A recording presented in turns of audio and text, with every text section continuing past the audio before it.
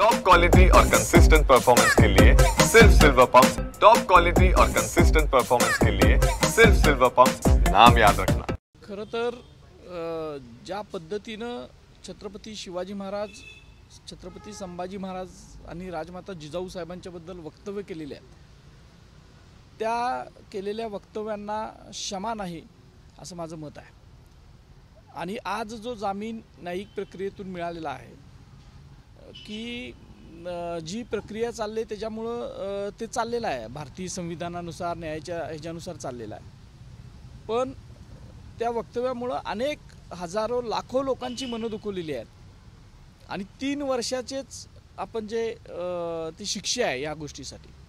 तर माझी आपल्या माध्यमातून राज्यकर्त्यांना विनंती आहे की शिवाजी महाराज, संभाजी महाराज, राजमाता जिजाऊ साहेब आणि सर्व महामानव यांच्याबद्दल असं आक्षेपार्ह नीच वक्तव्य करणाऱ्या कुठल्याही व्यक्तीला ही जास्तीत जास्त शिक्षा दिली गेली पाहिजे आणि याच्यासाठी कायद्यामध्ये तरतुदी वाढवल्या पाहिजेत। या निमित्तानं मला हे एक सांगायचं आहे।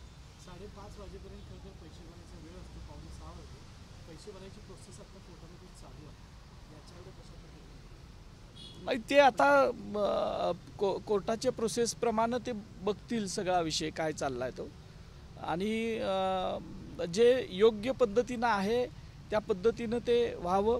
ज्या अटी शर्ती न्यायालयानं घातलेल्या आहेत त्या अटी शर्तीचं पालन कसं होईल यावर सुद्धा आमचं लक्ष असणार आहे। आणि पुढं जाऊन माझ्या काही अजून प्रश्नांची उत्तरं मिळालेली नाहीत।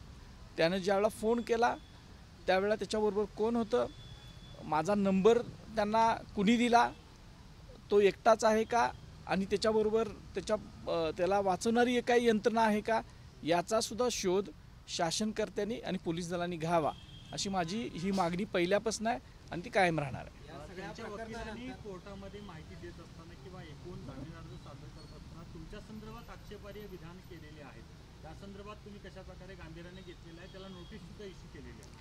त्या संदर्भात आमचे वकील माननीय ॲडव्होकेट असीम सरोदे यांनी एक नोटीस दिलेली आहे प्रथम, आणि त्याबद्दल सुद्धा जे अत्यंत धादांत आणि खोटी माहिती माझ्या संदर्भात त्यांनी दिली आणि माझी बदनामी करायचा प्रयत्न केला त्याबद्दल सुद्धा तो जो नोटिसीला 7 दिवसाचा वेळ असतो तो झाल्यानंतर त्यांच्यावर ती कायदेशीर प्रक्रियेनुसार काय कारवाई करता येईल याच्यासाठी आम्ही प्रयत्नात आहोत। खरं तर या सगळ्या प्रकरणानंतर पुन्हा एकदा महापुरुषांच्यावर बोलणं, ज्या पद्धतीनं बोललं जातं तो एक मुद्दा पुन्हा एकदा चर्चेत आला।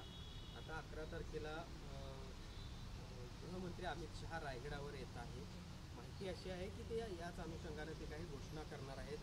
काय तुमची अपेक्षा आहे ज्या पद्धतीनं आता गृहमंत्री अमित शहा येत आहेत रायगडावर? खरं तर गृहमंत्र्यांच्या पक्षाच्याच लोकांनी, आपण बघताय कोश्यारी असतील, तो द्विवेदी असेल, कोणतं पांडे आहे आज का शिवाजी म्हणणारा, ते एक जण कोणतं खासदार होता की शिवाजी महाराजांचा अवतार आहेत म्हणणारा, अशाच लोकांनी शिवाजी महाराजांची जास्त बदनामीकारक वक्तव्य या 4, 5, 10 वर्षामध्ये केलेली आहेत। आणि त्यांच्यावर अंकुश ठेवण्यासाठी जर काहीतरी कायदा नवीन करणार असतील तर तमाम सगळे जे शिवाजी महाराजांचे अनुयायी आहेत हे सगळे त्याचा स्वागतच करतील।